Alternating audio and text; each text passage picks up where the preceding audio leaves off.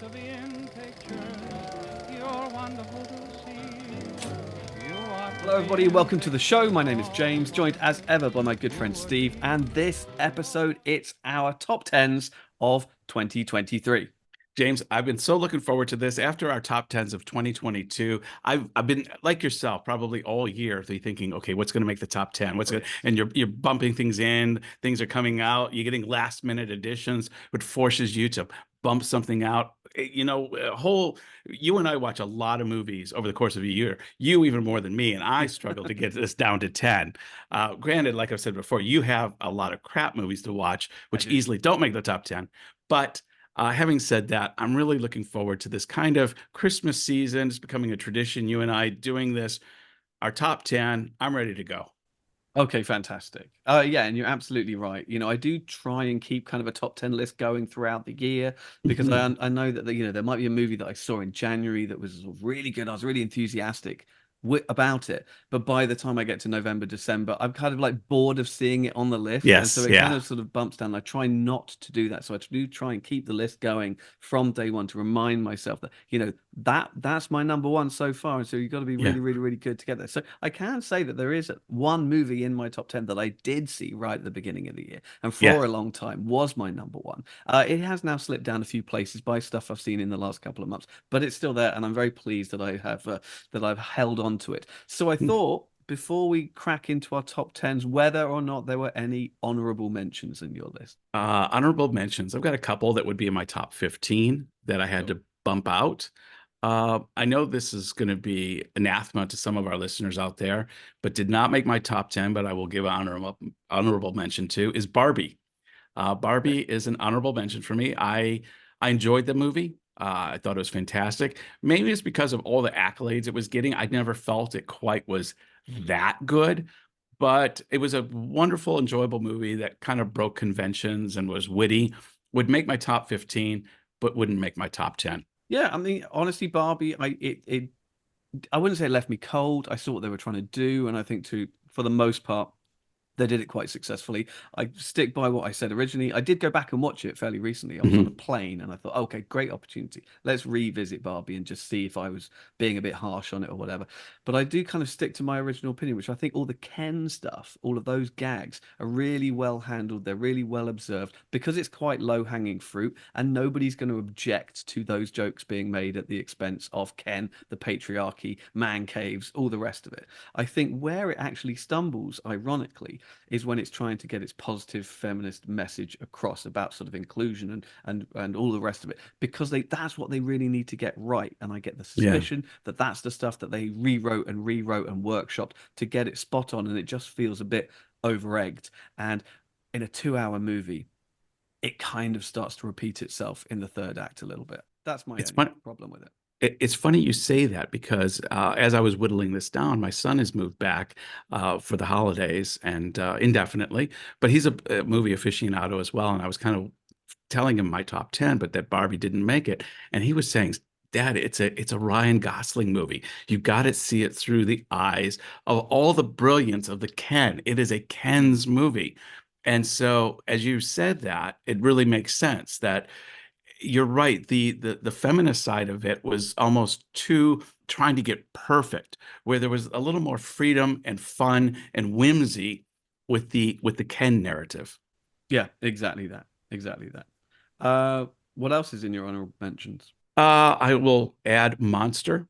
Uh, Corieda's, last year Broker made my top 10, and I went into going Monster hoping that Corieda would give me that same love, that same feel that I felt with Broker.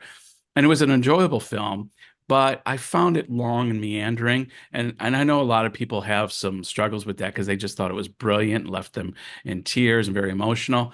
I thought it was good, honorable mention, but not top 10.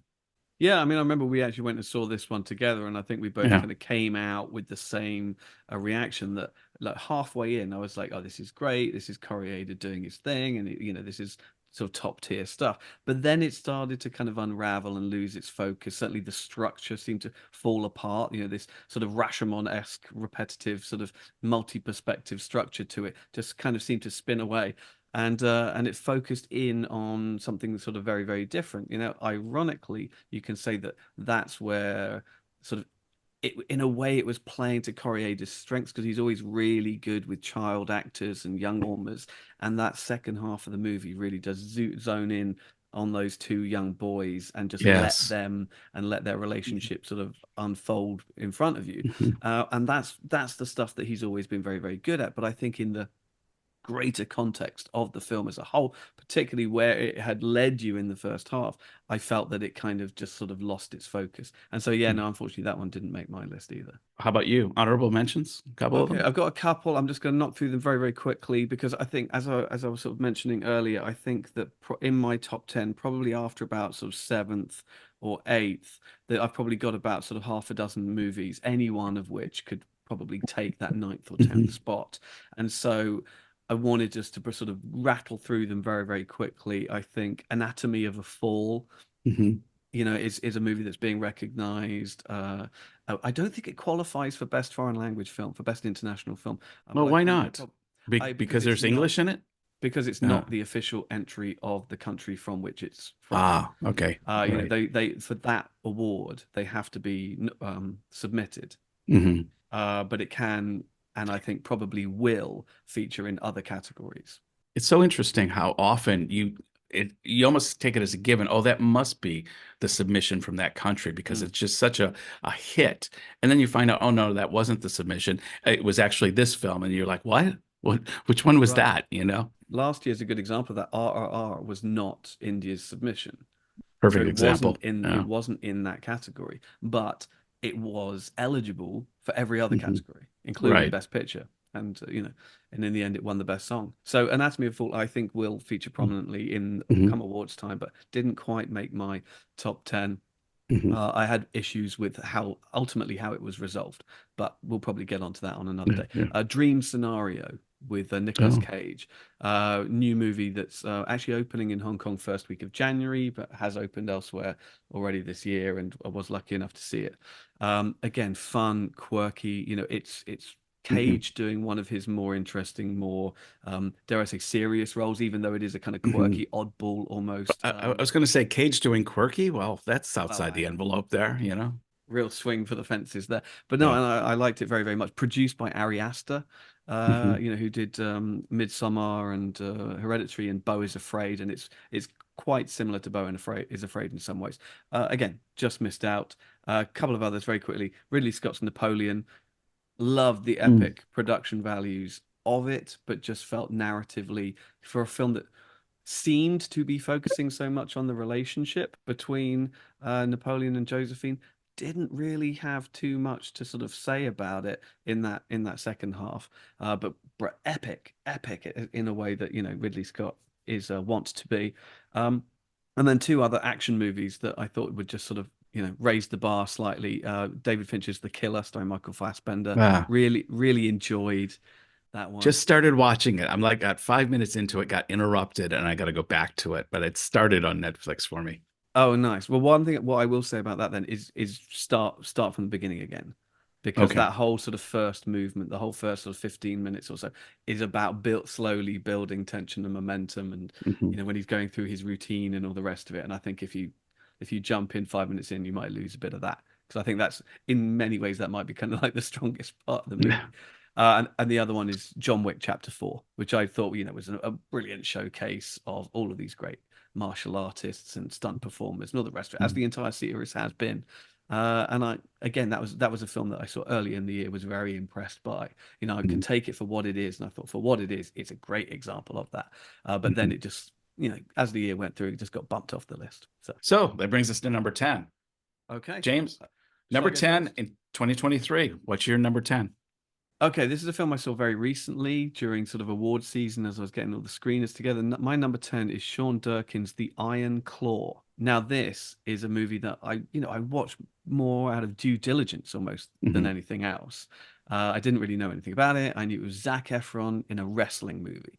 What it is the true story of the Von Erich family, which was kind of like Yeah. a legacy. I don't know if you're familiar with the family. Yeah, I am vaguely. I remember hearing of them. I, yeah, was definitely part of the the narrative of the day. Okay.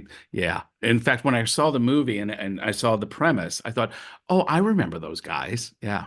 Oh wow. You see, I'd not heard of them at all, Yeah. not heard of them before. But I was actually kind of sort of really sort of crept up on me, and by the end I was actually quite profoundly moved by it. The family were it's sort of four brothers who were all pressured into becoming professional wrestlers by their father, who had been a professional wrestler, who had never quite achieved the success that he had strove for. And he was dubbed the Iron Claw, or that was his signature move, where he would just like clamp his hand over his opponent's Yeah. head and seemingly crush their skull. So that then becomes kind of symbolic of the grip that he has over them as they Hmm. attempt to sort of win his love. But there's Hmm. also a different kind of Iron Claw there. There's this curse that hangs over the family. Hmm. Seemingly, they slowly come to believe that they are cursed and that ill will, bad luck, and ill fortune, and all the rest of it impacts the family again and again and again in incredibly sort of profound and tragic ways. And it does become a film as much about sort of surviving tragedy as anything else. I was really taken back by it, not least by Zac Efron's transformative performance. I thought it was great. I thought it was really, really good. Well, this is one of the things we've talked about before where we can only review the movies that we've seen. And I haven't got Yeah. to the Iron Claw, even though it is on my must-see list. I have no doubt, given what I've heard about it, that it would likely make my top 15, if not my top 10. And just seeing the pictures of Zac Efron, I'm thinking, what rituals did he Yeah, go what? through body-wise to get Mm. that physique? I want to take whatever pills he's taking now. Yeah, it's nuts. It's really nuts. I mean, he's a guy known for his physique anyway, but not the size of that. He's always been quite sort of nimble sort of dancer, hasn't he, as much as Yeah, anything yeah, else. But he's huge in this. yeah. But yeah, well worth checking out when you get the chance. Excellent, excellent. My number 10, I'm going to go all the way back to April of this year, and we're going to be looking at Dungeons and Dragons: Honor Among Thieves. Nice. Yeah, I know this is not the typical movie we would have in a top 10 category, but this is a story by Chris McKay, and who did Don't Look Up last year. It has Right. he was able to bring, based on his story, what I found as a avid Dungeons and Dragons player for many, many years, and I think I mentioned this in our review of the film. For years, they've been trying to do a movie that captured Dungeons and Dragons, the playing style, the atmosphere that's created. And they did such a job in this film creating avoiding the natural tropes of the fantasy genre that can get quite boring unless you're really doing a serious Lord of the Rings. Fantasies always suffered in cinema. You either do it at the highest level with the best special effects, and then you can reach it. But anything shy of that just becomes a schlocky B Saturday afternoon Mark Singer Beastmaster thing. And Hey, don't knock Beastmaster. no, no, I have a great love for Mark Singer and Beastmaster, but you get my drift. It was made on a And budget for sure. Yeah. it was made on a budget. And Chris Pine, Michelle Rodriguez, Hugh Grant, they just bring the humor. The story is so witty. And if you've played Dungeons and Dragons, there's so many Easter eggs weaved into the fabric of the film. But you don't necessarily have had to have a background in Dungeons and Dragons to Right. just enjoy it as a good film. So this arguably is my homage, my love for the game. They did it. They made it, and it deserves to be in my top 10 because I really, really enjoyed this film. And so my number 10 is Dungeons and Dragons: Honor Among Thieves. Awesome. And that's the way it should be. I mean, this is your top 10. This isn't That's sort of it. you sort of suggesting, "Oh, I understand what the good movies were." Well, These are supposed for even you. putting it in, I'm thinking, oh, a movie critic with James shouldn't be more highbrow, shouldn't be more, what was at You Cannes said this my name year? and highbrow in the same Yeah, sentence. Well, it's thank you. yeah. But And no. so I thought there are a number of highbrow films in my top 10, but I needed to put this one at least as number 10.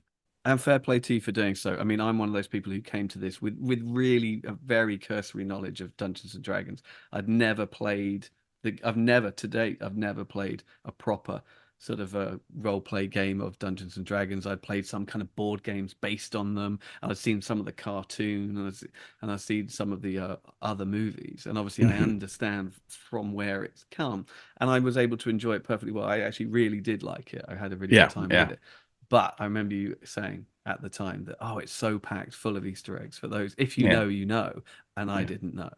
yeah, So yeah. I'm glad it worked for those in the know. Now, number nine is interesting. Number nine is a movie I actually just rewatched last night because I wanted my wife to watch it while she's here, and Mhm. so I sat and watched it and found out that it's actually on Amazon Prime right now. And this is high school American high school comedy called Bottoms. And this Oh, is the second movie from Emma Seligman, who previously did okay. Shiva Baby, and it Uh-huh. reunites her with her leading lady, Rachel Sennott, as well. This was batshit insane. Wow. I love a good high school comedy, and not sure what this one was about, but I understood that it was kind of about the two main protagonists are two young lesbians entering senior year of high school, and they conceive of a fight club for girls, essentially. On the premise being that they are doing self-defense classes for Mhm. the other girls, but it's really they want to convince the two hot cheerleaders to join the group so that they can try and hook up with them, so that they can sort of essentially roll around on the mats in the gym with them and try and score with them. That's the premise. And if that wasn't a bizarre enough premise, it literally goes from weirder to weirder. There's a wonderfully sort of eccentric sensibility to it. It's a heightened, sort of completely unrealistic sensibility to the movie. Wow. Yeah. The jocks are the most extreme, kind of testosterone fueled to the nth degree, so that they're almost fervently homoerotic. The Hmm. football team never get out of their kit. They go to class in their pads and their cleats and everything. Um, the two lead actresses are nuts. And Hmm. they're particularly Rachel Sennott. She's just absolutely sort of insane. This was really in the vein of movies like Heathers Hmm. and Election. Alexander Payne's Election is another Yeah, one. yeah. It just takes so many sort of unexpected twists and turns. It's on the one hand, you might consider it sort of a little bit sort of woke in the 21st Yeah. century, because so many sort of high school comedies these days, are so diverse and representative, and it is Right. all of those things, but it really kind of leans into the absurdity of all of that and Yeah. takes it in incredibly um sort of straight. I don't want to say too much more about the actual plot, because it is sort of surprise after surprise after surprise. Mm. And as I said, I watched it earlier in the year, and then I watched it again last night, and it's Yeah. just as funny and Yeah. bizarre and ridiculous the second time. And if you haven't seen it, I highly recommend it. It's called Bottoms, and it's on Amazon Prime right now. Fantastic. I got to check that out. I haven't seen that. My number nine is May December. The Todd Haynes film recently came out, has Natalie Portman and Juliana Moore teaming up. And, Todd Haynes for me has been always kind of a little hit or miss. Normally, the narratives of kind of scratching the surface of America suburbia and Mm. finding the dirt under the fingernails there, kind of his hallmark. And so, I went into this with a little trepidation, given the premise too, where essentially Natalie Portman plays a famous movie star who has to do like one of these TV movie of the weeks on a tabloid story that happened, uh, 25 years ago, where a 33-year-old woman played by Julia Moore, obviously she's not 33 now, but in the story, she had sex with a 13-year-old young boy, and who was the friend of her son. And her marriage disintegrates, but she goes to jail. But afterwards, she has the kid's baby in the jail, and they get married afterwards. And they've created this idyllic family of trauma. Like there's just trauma in and there along the surface, and what Todd Haynes does so well is this trauma is covered over with just the thinnest veneer of America white suburbia, of just this, Julianne Moore's just she bakes her cakes and she just has this normal neighborhood life. But of course, she's notorious in that she had sex with a 13-year-old child who's now her 33 or 36-year-old husband, who, because of the trauma that affected him, he's had arrested development. He's basically a man child, and they have to keep this facade of the perfect marriage. Otherwise, the reality of what has occurred is so devastating, and the number of lives that have been destroyed by bad decisions um, are, are are so overwhelming that if they allow the tiniest of cracks in the dam, the thing's just going to explode and the water's going to rush out. And that's what made this movie so good for me is there's this constant tension at any given moment. Nobody let on that we're all like barely keeping this together. Right. Everybody just keeps smiling. And Natalie Portman is having to navigate this as the actress, having to learn about the motivations of the whole situation. Anyhow, I thought it was a brilliant movie. Given the premise, I was surprised how much I enjoyed it. You know, all I kept thinking was, I have a 13-year-old child. Mm. I'd have killed this woman, you know, like, and, but the way Todd Haynes was able to present it made my number nine, or made my top 10 as number nine. Right, right. Yeah, no, it didn't quite make my top 10, but I think the most interesting sort of takeaway for me was that yes, you have all of that side of it, but there was also the side of, how deep should or can an actor go into their research, Yeah. and what is the is it a fruitful endeavor? You have a lot of discussions these days about method acting and whether it's whether it's necessary or not.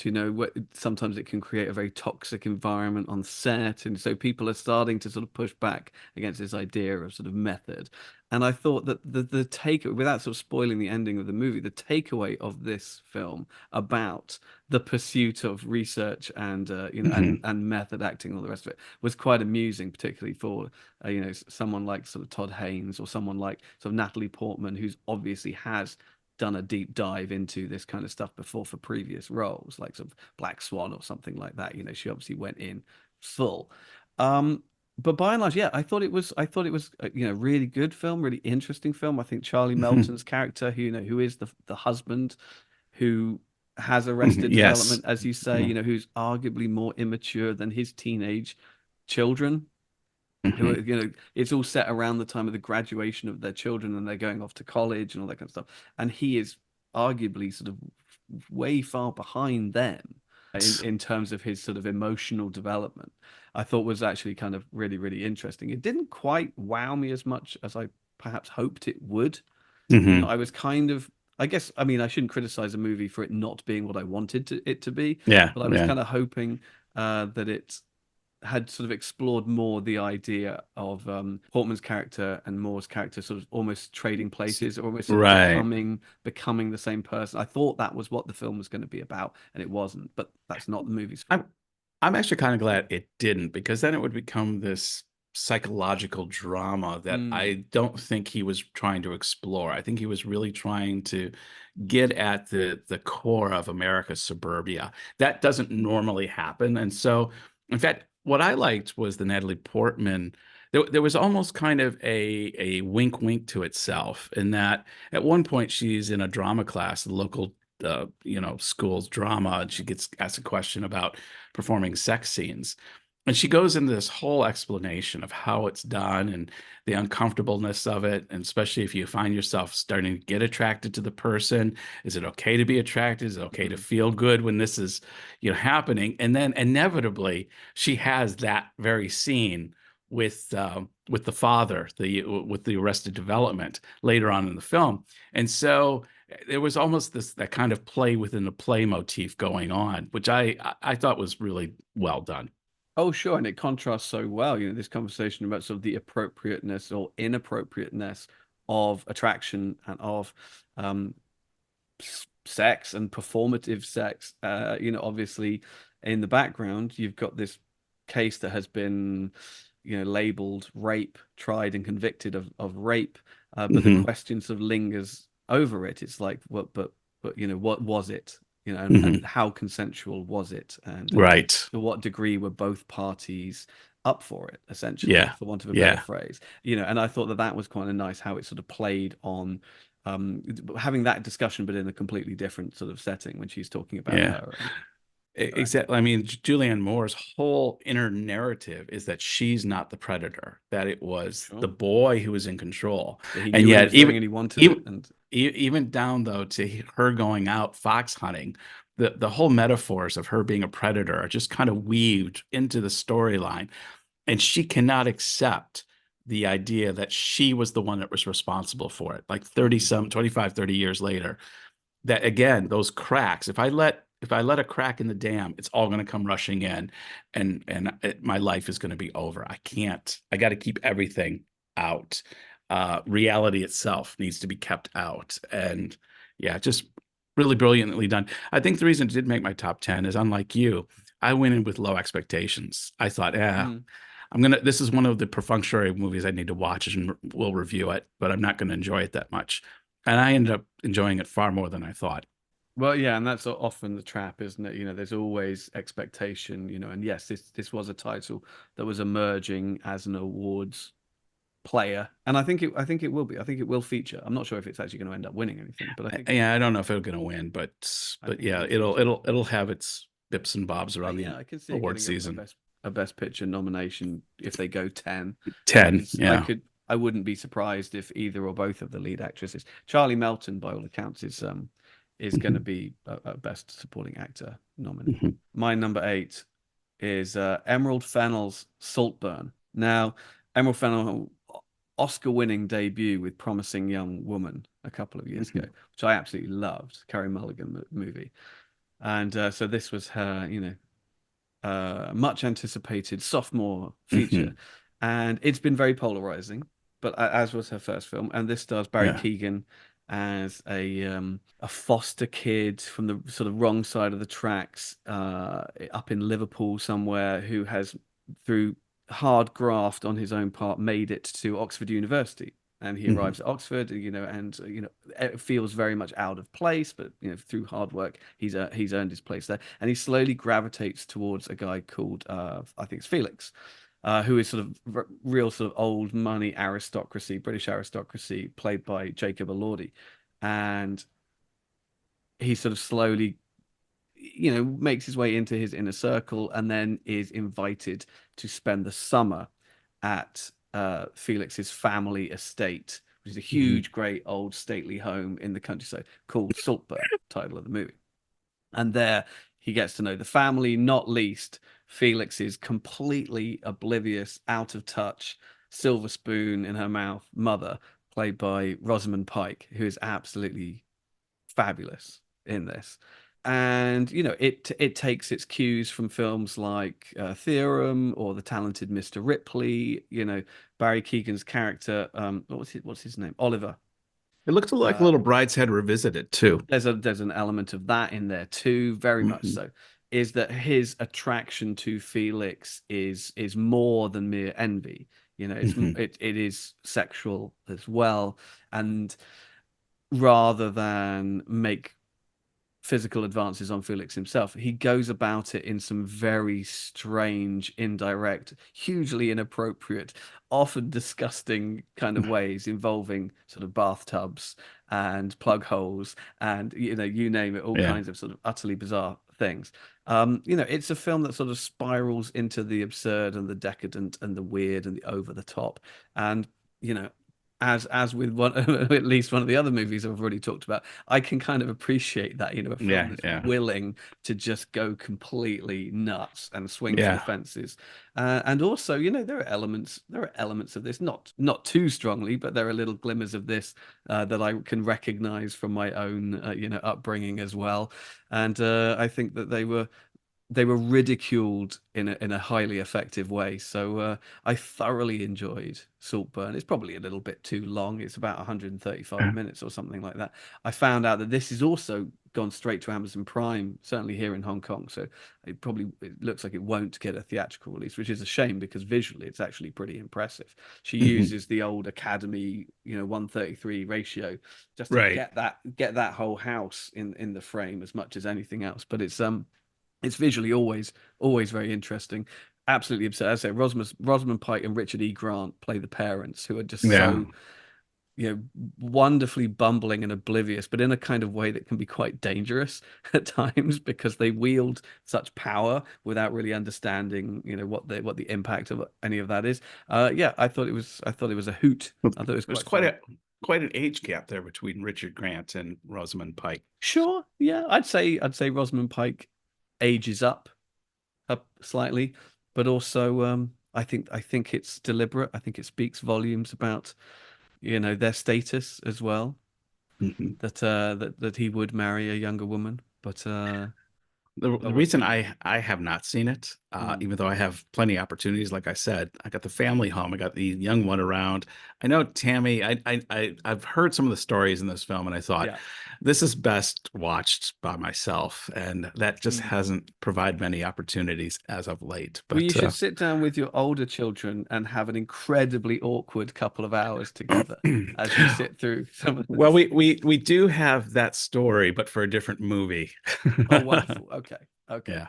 Well, we'll hang on to that. So that anyway, that is my number 8, and that is Saltburn. Okay. My number 8 is The Holdovers, the Alexander Payne, Paul Giamatti led film. Obviously, ongoing collaboration between Giamatti and Payne. I love Sideways. Mm. Sideways is just fantastic. But I love in this film, Payne, he seems to maybe have softened with age, maybe gotten a little more sentimental than Yeah, who I see knows. that. But I thought this film had a sentimentality that he doesn't normally. It's not like a movie like Sideways didn't have its emotional, sentimental moments, but there was always a hard edge. Every relationship had a hard edge. And in this film, in The Holdovers, I mean, quickly the premise is it's a prep school, boarding school in a eastern. I think it's in New York. Was it in New York? Yeah, or sort of Something Maine or East Coast, Massachusetts or something. yes. Yeah. And Paul Giamatti plays the curmudgeonly old professor that nobody likes, and he gets stuck being the guy who has to watch the 5 or 6 kids who have nowhere to go at Christmas time. Somebody's got to watch him, and he Mm. ends up having to do it. And through a set of circumstances, he's left alone with just the one student and the cook, and I think the maintenance staff guy. And of course, it's just a wonderful story of realizing that we often judge people. We create a two-dimensional narrative about other people in our minds. And once we scratch the surface of people's lives, we realize there's backstory, there's trials, there's tribulations, there's joys, there's things that make us who we are. And I loved the film. It's not that it broke any new ground. It's No. kind of a combination of Dead Poet Society on drugs or something, It's because got there scent. It's a lot of scent of a yeah, woman vibes to it. that's as well. And that's why it made my top 10, Mm. but not maybe closer to 1, closer to 10. I didn't enjoy it as much as Sideways, but I found for the holiday, I thought it was a good holiday movie. There's a Christmas vibe going throughout the whole movie. So I watched it with my son. Christmas trees going. Is it nice evening watch? And I thought, oh, this will make my top 10. Well done, Alexander. Nice.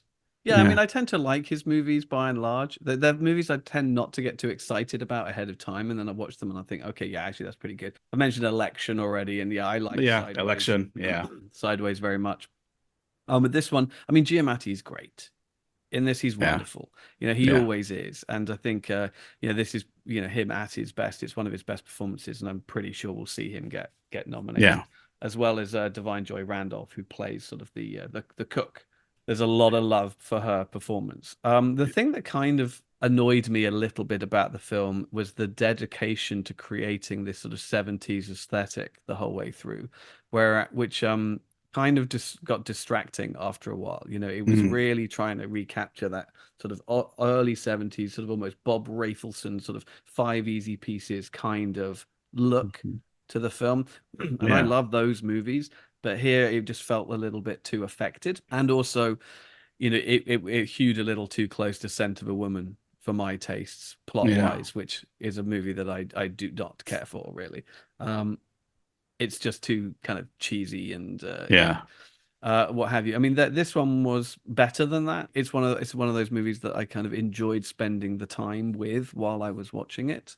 Yeah. But then I kind of came away, and what stayed with me were its problems as opposed to its See, strengths.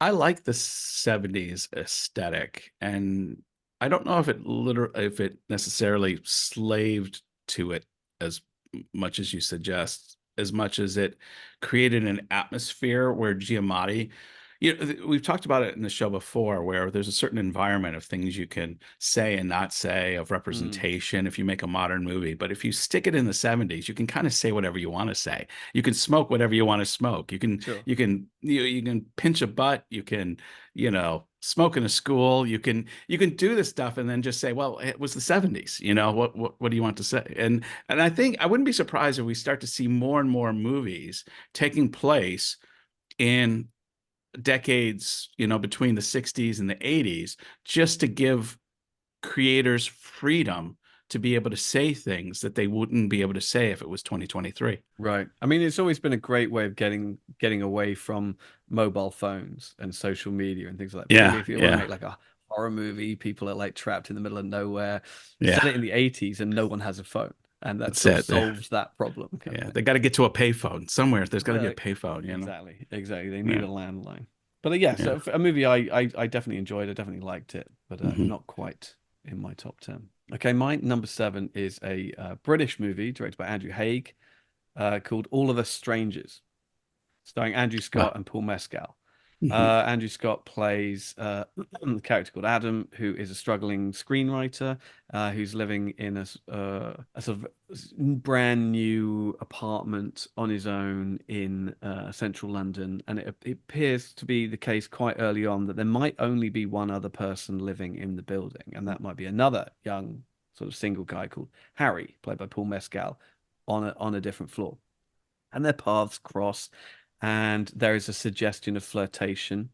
That both. I mean, we learn early on that Adam is gay, and there's a sort of a moment of flirtation between him and Harry that he may choose to pursue, he may not.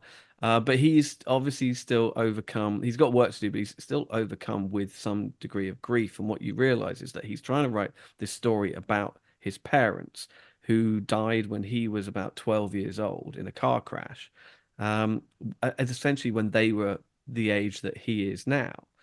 And Hmm. he decides to take a number of trips out to the sort of old family home where they grew up. And what happens when he arrives there is he meets his parents. They are there at the house at the age just before they Hmm. died in the crash. And so it becomes this strange kind of almost like a ghost story Hmm. where, and he becomes almost addicted to sort of going back and revisiting it and spending more time with them increasingly, and he becomes increasingly sort of dependent upon that. And when he returns home, he's in this sort of isolated situation in this tower away from the community, away from everybody else, and the only source of comfort is this other young guy there. And so they do sort of begin a relationship. And so it's this really bizarre sort of back and forth between this sort of burgeoning romance he has and this sort of unresolved tragedy and grief that he has with his parents, who are played by Jamie Bell and Hmm. Claire Foy. And I just thought it was unexpectedly sort of really profound and quite Hmm. emotional and sort of gently moving without being sort of aggressive in its sort of Yeah, sentimentality or anything like that. I thought it was really well underplayed, brilliant performances, really well written, really well structured. It doesn't sort of um, over egg that idea. It doesn't become like a sort of a haunted house story or anything. right. It's played very straight, very Hmm. realistic. I was surprised to see that it was actually based on or inspired by a Japanese novel that came out Okay. called Strangers, which I actually read about 15 years ago, and it's so Hmm. different that I didn't even recognize the plot in the film until I saw it in the end credits, and I was like, hang on a minute, oh, I suppose it does have, and that's very much about a guy who's living on his own in a building. It might even be a hotel, and then Hmm. a new couple move in Yeah. who remind him of his parents.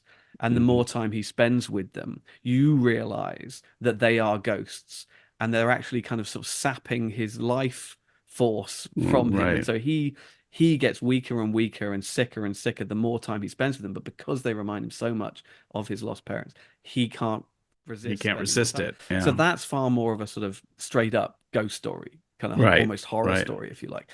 This only takes that very tiny kernel from it. Yeah. And goes in a very, very different direction with it. But I thought it was great. I thought it was really beautiful. Yeah, just beautiful story. Really well done. Hmm. Yeah. Andrew Scott and Paul Mescal, two really up and coming actors Mm. who Paul Mescal was in that movie last year that was After um, Sun. After Sun.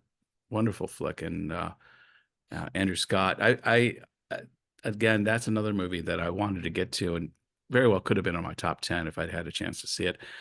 Um, for my number seven, I'm embarrassed to say this. I'm having to make a last minute change because I have That's a okay. movie down. I have a movie down here. And I Mm. thought it was out this year as an independent film. And I just realized looking at it, it was in 2020. And so it's Oh, wow. ineligible for this year. Oh, wow. Yes. Yeah. So my bad. It was 9 days. 9 days was one of the best movies I saw this year. But it premiered in Sundance in 2020, and it's Yeah, right. about it's a fantastic film done by is it Edson Oda, and he wrote and directed it. Anyhow, I won't go into it because it's a 2020 film. I'm doing a mental last minute change with one of my honorable mentions. I'm going to Okay. stick Godzilla -1 here as a Excellent. filler at the last minute because that was one of my honorable Well, what I'll mentions I say, didn't mention. Is it higher up? let's Good, save it. good. Perfect, perfect. So we can move on from here. My mistake. And we can go on to number six. Number six. Okay, so my number six is the movie I alluded to earlier that I saw right at the beginning of the year, and I thought, wow, that was just fantastic, and it has been in my top 10 ever since, and was sitting at number one for a few months, and that is completely unexpected. I knew nothing about it.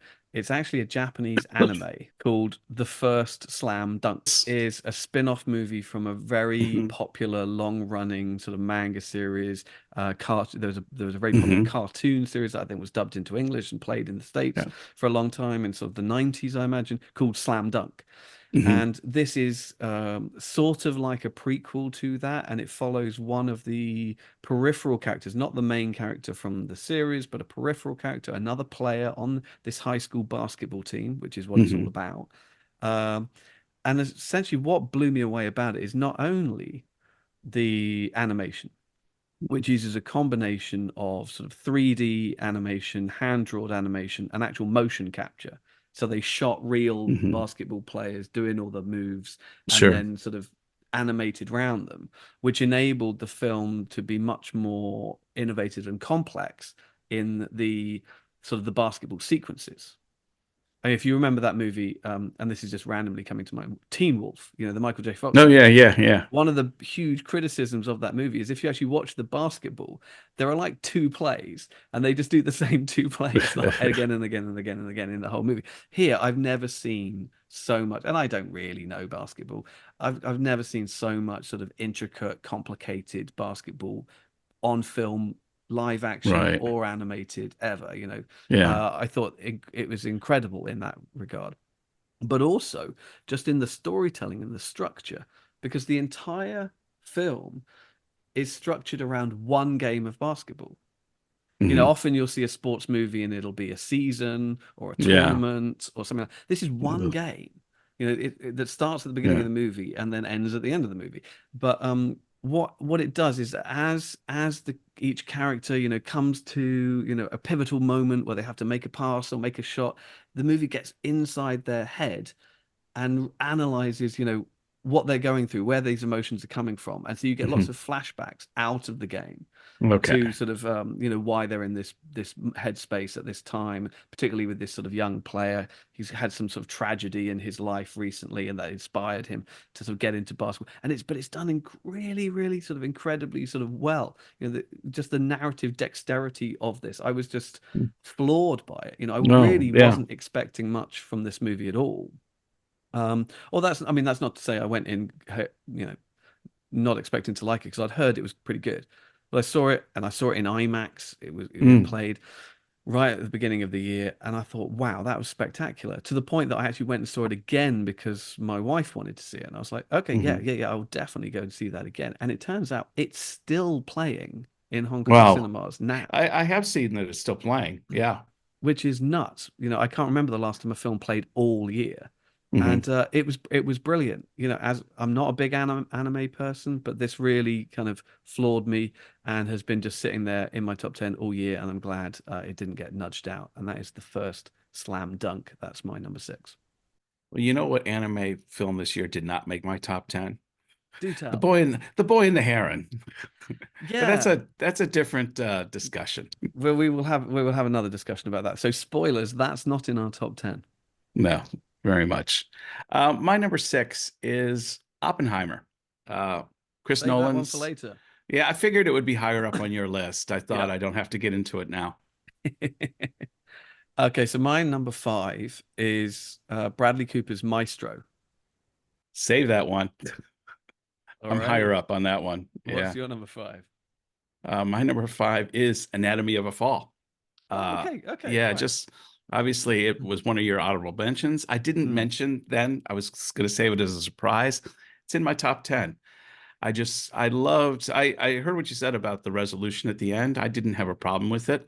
I okay. thought the acting was just brilliant. The child actor who plays the boy who Mm. witnesses and is part of the whole courtroom drama was spectacular. How you get that level of acting and emotion out of a child was incredible. Yeah, I mean, it's not to say I didn't like it. I certainly did like it, and I was like with it for like three-quarters of the movie.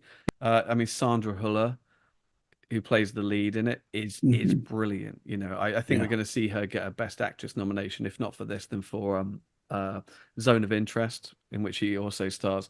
And not only is she absolutely fantastic in the lead, but she's German and she's playing a character who is living in France. Is it France or Switzerland? It is France, isn't It's it? France. Yeah, it's in Yeah. France. So she's in a relationship in which she has to sort of speak French. Um, and then, but then, oh no, they speak, basically she has to speak French and she has to speak English. But she's in a Yeah. relationship where they have to speak English to each other because Right, I think because she's German, he's French, she's he's German. They French, they speak speak English, English. yeah. But then when she goes to court, she is forced to speak in French, Right. which is like her third language. So half the movie is in French, half the movie is in English. And essentially, yes, she is being accused of murdering her husband, who has fallen from the balcony of their uh, sort of ski lodge house where they live up in the mountains. I think it's Grenoble, somewhere around there. And it's very much a sort of a mystery of, was he pushed? Did he fall? What were the circumstances surrounding that? And yeah, and you know, I mean, this is your pick, so you No, can. actually, I'm fighting a cold, so it was really good while I'm having a cough break and I can edit this out. You were able to kind of do that exposition for me. Um, yeah, this film, there was something about the isolation of it, the remoteness of these people's lives. And they take at the very beginning some events that seem meaningless, just these kernels of events. Her having an interview with another woman, who, just a literary interview, music's being played by the husband, all innocent, innocent stuff. But like life, we find out that okay, yes, she's seems seemingly faithfully married to her husband, but has a sweet eye for the ladies as well. And this Hmm. has come out at times. Oh, okay, so it's got more complicated.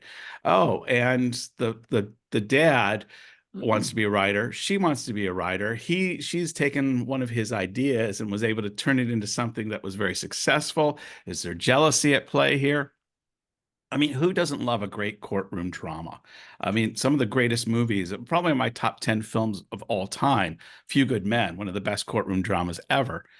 And so I'm a sucker for a great, well done courtroom drama. And seeing it kind of in a French setting and some of the French kind of mores that are coming into play, it was just a well structured film, well acted, had me guessing and second guessing all the way to the end. So yeah, it made my top 10. Excellent. Excellent. Yeah, no, I thoroughly liked it. I was a little bit sort of frustrated by the ending, and so I think that soured me on it ever so slightly. But all the things you're saying are things that I definitely agree with, and Yeah, I really did like those things. yeah. So that's awesome. Okay, so my number four is Godzilla minus one. Okay, here we go. Yeah, Off to the races. yes, which I thought was great. I'm a sucker for Godzilla movies Yeah, anyway, and kaiju movies and all that kind of thing. And I thought this one was you're right up there as one of the absolute best. You know, set during sort of the end and just after the end of World War II, so it's set actually before the original Godzilla, which was in the 50s, and it follows a sort of disgraced kamikaze pilot Koichi, played by Ryunosuke Kamiki. That's a tricky one. Who is essentially, trying to find some kind of absolution by sort of surviving yeah, multiple attacks from Godzilla. You know, he takes a job on a minesweeper out in the ocean with a motley crew, and the ship is not unlike the Orca from Jaws, and sequences unfold which are not unlike sequences from Steven Spielberg's Jaws. There's an opening Godzilla attack which feels very indebted to Jurassic Hmm. Park. So Yeah, clearly, director Takashi Yamazaki is a big fan of Steven Spielberg, and Yamazaki's a big sort of blockbuster filmmaker yeah, anyway. Um, but then it's really in the second half when the classic score kicks in and when Godzilla starts rampaging through Ginza and you feel like, oh, okay, here yeah, you really yeah, it's hitting all of those notes from the original movie, and then it just sort of builds to this sort of great finale where it's as much about a country coming to terms with the end of the war, reconciling with the fact that they were told lies and they were made to do things that they probably shouldn't have done and put their lives on the line for a cause that they didn't agree with and band together for something far more pure and honest and palpable hmm, and tenable right there in front of them. And yeah, I thought it was great. I thought it worked as a as a sort of wartime epic, as a yeah, melodrama, as a Godzilla movie. It was fabulous yeah. stuff for me. You're the Godzilla aficionado, so I'm not going to add too much to that, other than to say that I thought I'm not a big special effects guy, as you know. I want them to be good, but I found there was visuals in this film that captured me. God, like even our thumbnail that we have for our review, having Godzilla chasing a boat. Right. There's something about that optic for me that I thought in addition to what you said about the story and the post-world Japan coming to terms with certain things, there was just fun visuals in this film that I enjoyed so much. Godzilla going under a ship, the tension of Right. where Yeah. is Godzilla going to pop up, the whole Jaws thing. Yeah, I'm just going to leave it at there because if people are really interested, we've got a review of it, and it's only like very recent, very link. And hopefully in the coming months, because I mean it is no secret now that it hasn't opened anywhere in Asia outside of Japan yet. Toho, the company, the studio who made it, um, they themselves orchestrated a US release and a UK release. I see that it has made the short list of films to be considered for the best visual effects Oscar, and also you have to be sort of entered. You have to be deemed eligible in order to actively campaign in other categories. And I saw Hmm. something on Toho's Facebook page yesterday that Hmm. they said we're celebrating because we have been given the all clear to campaign in other categories, so they can Yeah, campaign for Best Picture should they wish. very And cool, very as good. it's in both our top tens, even if you're Yeah, by a technicality, yeah, we're big fans of this movie, and so yeah, yeah. the idea of it vying for awards in the in the Oscars season is fabulous. There's a lot of love for this film, to be Yeah, sure. there certainly Yeah, is, and yeah, rightly so. And my point being that in this part of the world, we still have, fingers crossed, a theatrical release to yeah. look forward to, and yeah, that is where it absolutely deserves to be seen. Good, good. What's number four? My number four is Maestro. Oh, nice. Okay. Yeah.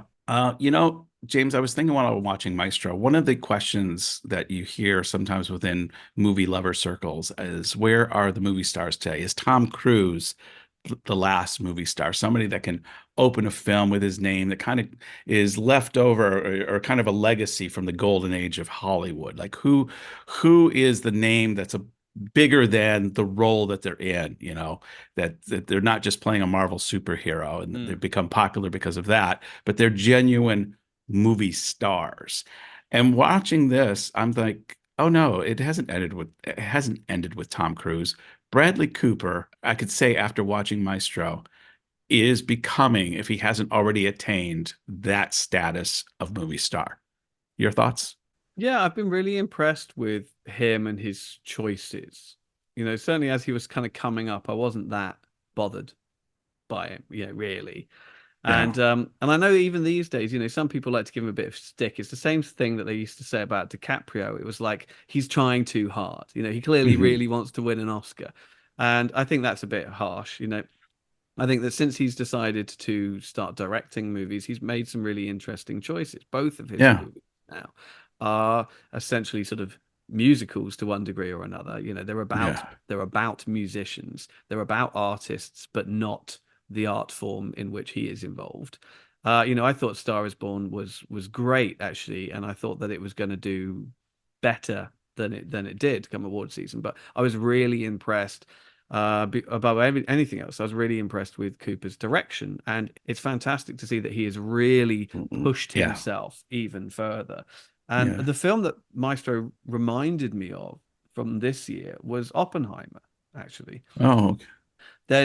I found that there's a kind of similar approach to the biopic, Hmm. and I think it goes beyond merely sort of the use of different aspect ratios and different color, color and black and white Black and footage and white. different Yeah. stocks and all the rest of it, telling the story out of continuity, and also telling the story essentially of a fairly unlikable protagonist. I think both Bernstein and Oppenheimer were incredibly flawed individuals who Yeah. had greatness thrust upon them, if you like, and Hmm. are appreciated more for what they accomplished or respected in certain circles for what they accomplished more than as a human being. Yeah. Um, the other thing I think was really interesting about this movie is the focus he put on Carey Mulligan's character, Hmm. Yes. Bernstein's wife. And I've always been a big fan of Carey Mulligan, and I thought in this she was absolutely, as brilliant as she is Yes. always. And I thought it was a very honourable choice that he made to actually give her top billing as opposed to Hmm. himself. I agree with everything you said. One of the things that I struck me while I was watching it was the parallels between himself and in Bohemian Rhapsody, the life of Freddie Mercury, in that they're both musical geniuses, like absolute musical geniuses, who never wanted to be alone. Like that was the thing. In fact, some of their sexual escapades came from whatever their childhood trauma, history, whatever, Mm, that they needed to have other people around them. And they had an almost over the top love for people, but with all those little flaws and all the little creative tensions that creative genius tends to produce in people. And both of them had women in their lives, despite their homosexual tendencies, that they stuck by through thick and thin.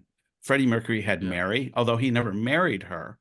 To his last days, she was by his side. In fact, I think he left pretty much everything to her.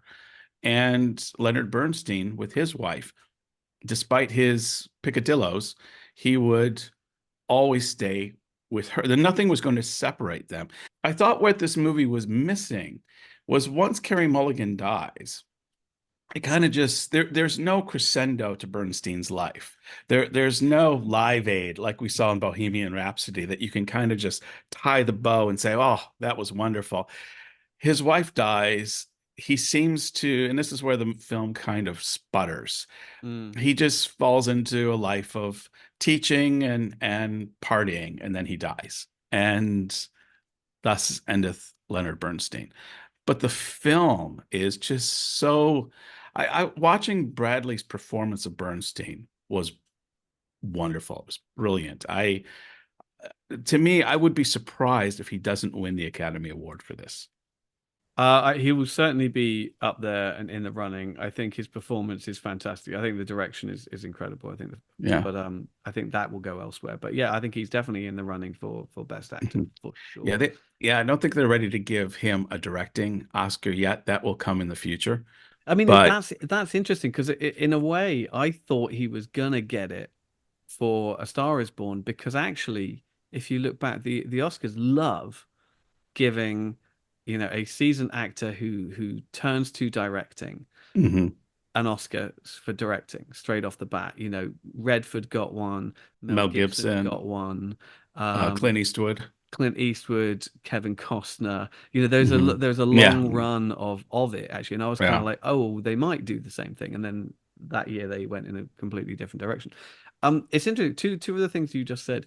I think in both cases, actually, with Freddie Mercury and Bernstein, it's not that they stuck with the women; it's that the women stuck with them. But yeah, I, yeah, I, yeah. I think, But and I think there was a loyalty that went the other way too. There was a loyalty that went the other way. sure, sure, but I think where one must give credit is to the Yeah, the yeah, women for yeah. sticking by their men through all of it. And I think it is interesting how certainly Bernstein's kind of life doesn't build to some crescendo. I feel that he kind of thrived off the drama, if you like, Hmm. off the dramatic of being in a sort of relationship where he was philandering, if you Yeah. like, and the fact that it was also certainly slightly surreptitious, and Mhm. when there's no longer any sort of drama, then it's not building to a big climax because he's free to do whatever he wants, and Yeah. he doesn't want that. He No, never no. wanted that. So I wonder if there's an element of that. I mean, I do think his performance is fantastic. A lot of has been said about the nose, that Hmm. he chose to wear a fairly pronounced prosthetic proboscis, and Hmm. and whether that was wise or not. And I think it totally worked. I mean, Bernstein Yeah. was nose was known for having a big Yeah. nose. Yeah. But I think it helped him disappear into the role. After minutes, I genuinely forgot I was watching Bradley Cooper. I thought the makeup, and it likely will get an Oscar nom for the makeup Oh yeah. because they so captured. I totally agree.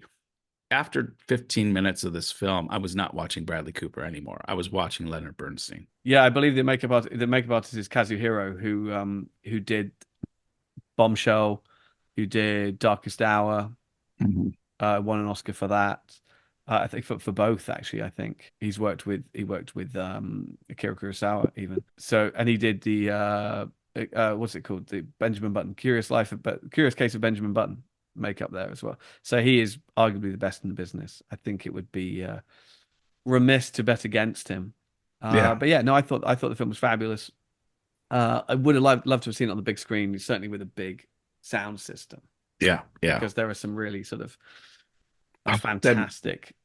there's that musical number at about two-thirds of the way in where he's conducting, and Sure, yeah. it gave me goosebumps. I mean, it was just, and Cooper's just, and I'm thinking, wow, this is brilliant. This is great filmmaking. And normally you wouldn't have a musical sequence that long, and yet watching him conduct it was. I'm sure there must have been people saying, we should edit this down, and he's like, no, no, no, this No. all stays.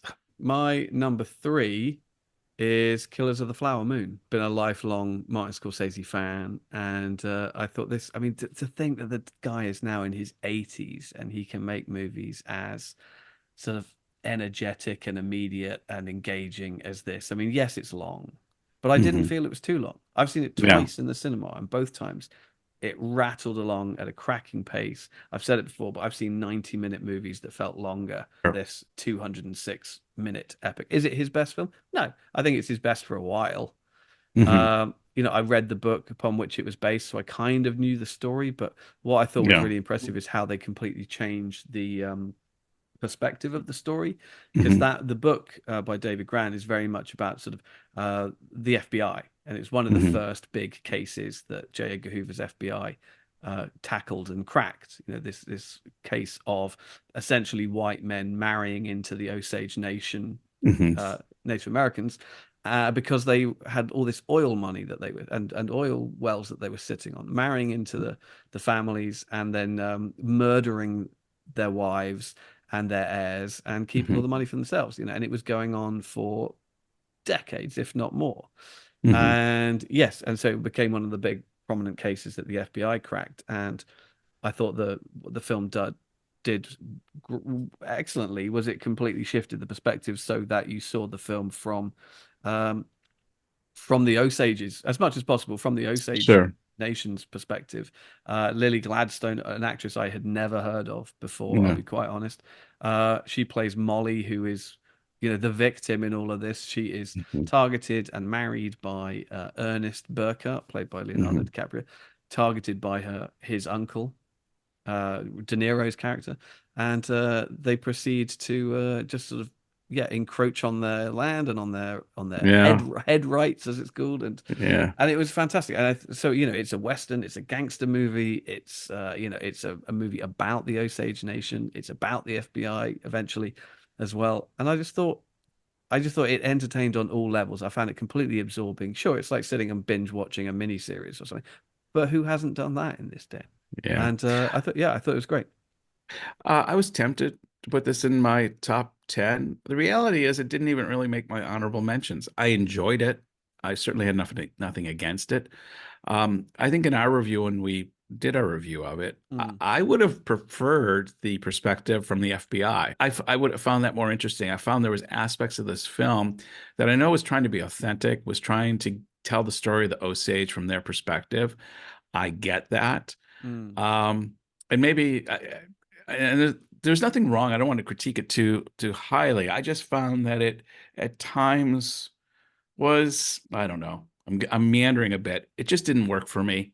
Would have loved a different perspective. Would have been interested to see what the novel had brought, if they had brought the novel's perspective and turned it into the story of the beginning of the FBI. But they didn't go that route, and it didn't No, make my top 10. fair enough. Fair enough. Okay, so we were into the top threes. So what is your number three? My number three. This is the film that I watch with my grown children, and I went in thinking I'm not going to like this much, and it ended up being my number three best film. Poor Things with Oh, right, Emma yeah. Stone. I Hold just on. thought, Well, actually, it's my number two, so let's just talk okay, about it. we'll merge them together. Yeah. My three, your number two. This film was delightfully, as somebody asked me to describe it, I said it's one part Frankenstein, one part Baron Munchausen, one part My Fair Lady. Put that all together, and you've got this visually stunning, surreal story of what it means to be human. And help me out, James. The director of the film is. Yorgos Lanthimos. Thank you. Pronunciations is not my forte, so I'll defer that to you. But the color palette he uses and the it was visually, it was steampunky. Mm, You couldn't quite place it in any particular era. Yeah, definitely maybe 19th century, but at times 20th century.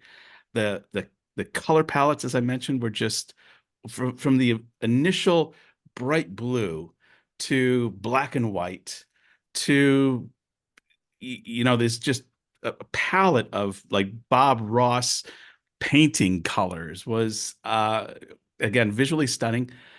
Acting wise, one of the things I found interesting was William Dafoe's character is kind of the Dr. Frankenstein. mm. I would have thought it would have been more macabre, more quasi evil, and they went in such a wonderful direction. He actually is a very noble, albeit eccentric person. He Right. means the best.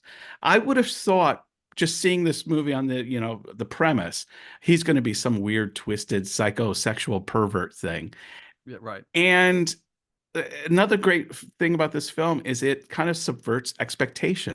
Is there a lot of sex in this film? Is there a lot of sexual tensions and sexual, endeavors? Exploration. Yes. Yeah. Explorations, great term. But it doesn't happen with William Dafoe's character. If No. anything, he is distinctly platonic in this. And it was wonderfully weird, wonderfully witty. Mark Ruffalo's character was just, I think he's another Oscar nominee this year for his probably supporting actor role. I expect so, yes. Yeah. What would you? It's your number two. What's It's your my thoughts number on two. it? I thought it was absolutely fabulous for all the reasons that you've said. Yeah, visually just you know gregarious and resplendent and inventive. Like you said, I think it was great that you're saying like it's part Frankenstein, part My Fair Lady. You know, totally agree with Munchausen in there in Yeah. sort of overly exoticized um, representation of sort of Europe, just as Yes. this sort of Yeah. decadent other sort of Yeah. wonderland kind of thing. I was also sort of pleasantly surprised that Defoe's character wasn't, didn't create this woman as a sex toy, Yeah. essentially. Yeah. Yeah. Which would have been easy to go that route, Right. He had and far more sort of noble ideas, intentions. Yeah. intentions for her. I thought the script by what's his name, Tony McNamara, was fabulous. He had worked with Lanthimos before on The Favorite. He had also written Hmm. the TV show The Great, which I've not seen, but by all accounts Hmm. is in a similar vein. Where Hmm. so there's lots of talk of sex and debauchery and lots of brilliantly archaic swearing and what have you. Yes, there's a lot of sex in it, or as it's referred to in the script, furious jumping, which is one of my Yes. Yeah. favorite phrases of the year. And and you have to acknowledge there's also sort of a very strong, prominent sort of feminist perspective on it, because Very much so. one of the enduring sort of themes of it is that this young woman who has died and been brought back to life sort of inhumanely and thrust upon the world, who doesn't understand anything, her fresh untarnished perspective on life sort of calls out the patriarchy and all of these sort of Hmm. assumed roles for women in, I think it's Hmm. supposed to be kind of Victorian England. Well, yeah. um and does so with great sort of wit and candor, and I thought that all of that was Yeah. incredibly good And stuff. And Emma Stone is fabulous in the lead role, and mhm. yeah, I loved it. I loved it. Yeah, yeah, not even calling out just patriarchy, but economic disparity. I love the whole Absolutely. scene where she sees, wait, we have all this money, and there's poor people with no food. Why don't we just give them food and give them money, and we can all like just natural socialism. Let's just. Sure. And Mark Ruffalo's going, whoa, whoa, whoa, whoa, whoa, whoa, the typical response of yes, but not today. Mm. Uh, And yeah, Ruffalo, you've never really seen him do anything like this before. He's always far more sort of grounded and serious in his roles, quite more intense. And here he's a buffoon. He's a yeah, bounder yeah, and a cad and a buffoon, and he's clearly having an absolute riot doing it. And yeah, he's wonderful. yeah. Yeah, I thought it was great. And if I'm completely honest, this could have easily been my number one. It was a real kind of coin toss between this and my number one, but I eventually Went settled for with the order that I okay. did.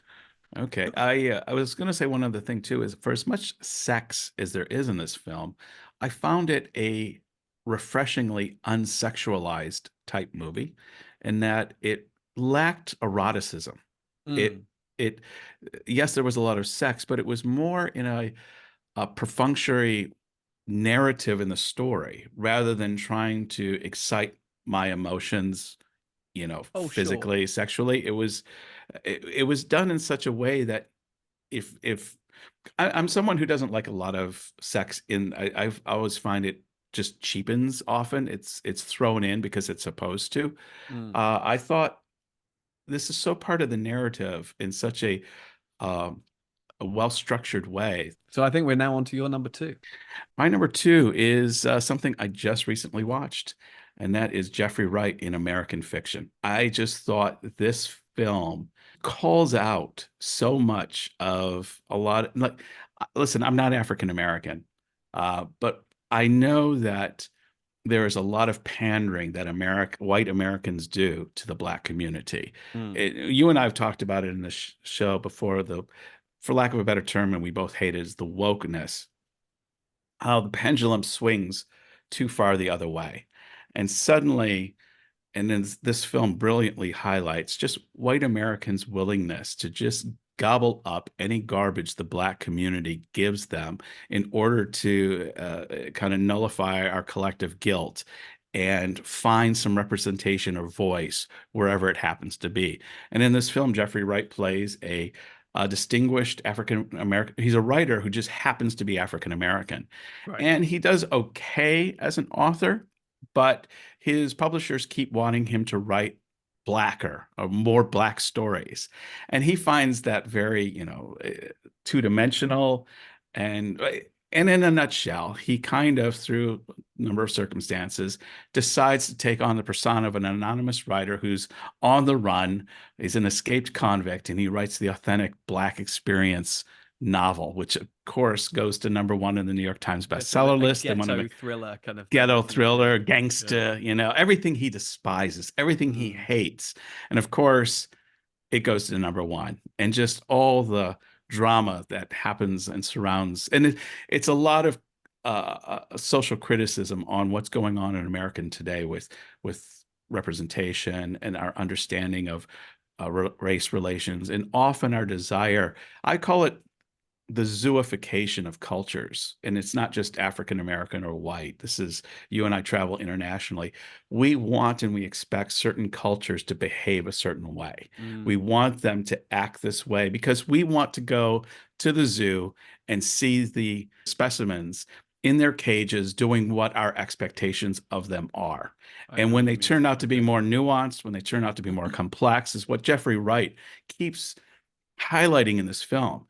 People are more complex than this. They're more nuanced than this. We cannot just reduce them down to these experiences. And you can see the frustration in him that African American life in America is defined by race. It's defined by the black boy being killed by the police. It's defined by the single mom raising 5 kids with the father is God knows where.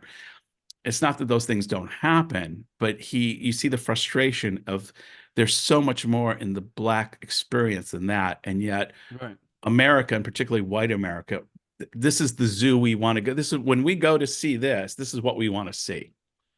Yeah, I mean, and you see it in this part of the world as well. It's like they want Asian stories told by Asian storytellers, but they Yeah. only want Asian stories from Asian storytellers. Right. There is no space for anybody else to tell anything else Right. in this part of the world. And certainly, like in Wright's character's position, they certainly don't want sort of ordinary, sort of raceless stories, if you like, Yes. Yeah. being told by anybody, let alone by an author that they could better market if they were telling other kinds of stories. Right. Yeah, no, it's a movie that I liked it. It didn't make my top 10. It's around the 20 Yeah. position and it certainly elements of it really sort of resonated with me. Those certainly a lot of those frustrations of sort of the Yeah. artist, Yes. resonated with me, and I felt I felt it. I mean, I certainly like sort of Issa Rae's character as well, who is the sort of the Hmm. young black writer who has succeeded, who has a Yeah. big Yeah. bestseller about that, and the conversation that they have Yeah. when they both find themselves on jury, Yes. Yeah. For on a the, literary jury, and yeah. he realizes that essentially she's pulling the same game as him, and that she's not sort of the voice from the ghettos that her work claims to be, although she's been sort of playing up to it as well. I Yeah. thought that was sort of really well done. I also like sort of other characters outside of that sort of central drama, like sort of Sterling K. Brown, who plays his Yes. brother, his gay Yeah. brother, who is Yeah. very much living his own life, but again, not a stereotype. Yeah. Not leaning into those kind of stereotypes, but and a lot of the friction that's going on back home, the Mm. reasons that is sort of driving him to make this ridiculous decision to Yeah. feign, to placate the Yeah. literary masses, if you like. So yeah, no, there was a lot in it I liked. I felt it didn't quite sort of stick the landing a little bit. It kind of sort of unraveled slightly towards the end, but yeah, The there was the definitely some really third good stuff in that. the third act was its weakest act for sure. Mm, But I thought they ended it nicely with, of course, the cop shooting the black man. And to right, me, yeah. maybe being American is so part of the narrative. I constantly hear that this is something that America is wrestling with a lot. But yeah, I just thought this film, from the opening scene where the university student, he's teaching at a university, Jeffrey Wright's character, and they're doing Flannery O'Connor, and they're talking about the N word, and of course, there's always the white girl who takes on the offense. And the black guy's not offended by it. It's the feigned offense. Mm. and that somehow we can kind of that university student becomes a microcosm of a greater problem in America, which is, you know, kind of tearing at the fabric of the of society there. And so I think that's why this film figures so high up the list for me. It really speaks to a lot of divisions and issues that are going on in America right now, and it was wonderfully well told. Okay, so number one time. Okay, so I mean, I did. Mine's no surprise, so you go ahead with No, mine yours. shouldn't be because we have kind of alluded to it a little bit. My number one is Oppenheimer. Ah, yes. I don't want to come off as like a sort of Christopher Nolan fanboy or anything like that. I just genuinely felt that this was the most Hmm. um, sort of accomplished, rewarding, technically Hmm. innovative and emotionally engaging movie I saw all year. I saw it a couple of times. I was surprised by how much it did sort of impact me on an emotional level. I mean, lest we forget, this is a 3-hour movie about scientists and politicians sitting in rooms shouting at each other. That's Yeah. the movie. And Nolan has turned that into a sort of an almost billion-dollar blockbuster. I mean, the phenomenon of its success is Hmm. one thing, but I just feel that it's so sort of accomplished. And I think that Nolan has kind of like been building up Yeah. to this movie for a while now. And I think it is sort of certainly on a directorial level, I think it's his best film. Yeah. I think Yeah. he's doing stuff here and experimenting with form and structure and narrative and scale and scope and aspect ratio and all of these things. And I'm totally rooting for him, certainly for the Best Director Oscar this year. I just Yeah. feel that it's the right movie. I mean, and often the Oscars gets it wrong, but I feel that this is the right movie to reward him for. He's done it. I don't think he's going to be this good again. But then, Right. as I said, I think he's been building towards this, so I've kind of felt that every time. I was like, oh yeah, this is him doing Right. something different, and he's continuing to do something different. Um, and I thought it's great. And the cast is phenomenal. Killian Murphy Yeah. is brilliant. It's so good seeing him in a lead role in a movie Hmm. of this size and of this scale. He totally embodies that character. I mean, if Robert Downey Jr. doesn't win Best Supporting Actor, and I know it's a very hotly contested field this year, Yeah.